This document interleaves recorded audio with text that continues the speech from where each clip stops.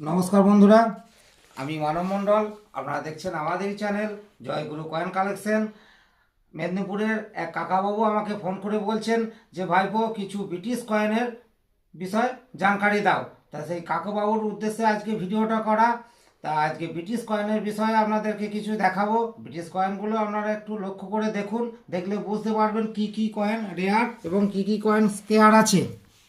এ দেখুন একটা British coin, এটা হচ্ছে ষষ্ঠ রাজার কয়েন, মানে সিক্স রাজা যাকে বলা হয়। এটা হচ্ছে গিয়ে 1939 সালের কয়েন, কিন্তু এই কয়েনটা লাগবে 1938 সালের হাফ রুপিস কয়েন হলে এই কয়েনটা খুবই রেয়ার কয়েন এবং মূল্যবান কয়েন। এবং এই কয়েনটার রেট আছে 10,000 থেকে 20,000 টাকার মধ্যে। কন্ডিশন ভালো হতে হবে, ইউএনসি কন্ডিশন হলে আরও বেশি রেট আছে।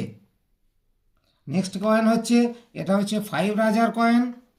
এই কয়েনটা দেখুন আপনারা, এটা 5 রাজার কয়েন 1911 1916 হলে রেয়ার কয়েন। 1911 কয়েনের রেট হচ্ছে 200 থেকে 2,500 টাকার মধ্যে এবং 1916 সালের কয়েনের রেট হচ্ছে 500 থেকে 5,000 টাকার মধ্যে। এই কয়েনগুলো যত্ন সহকারে রাখবেন।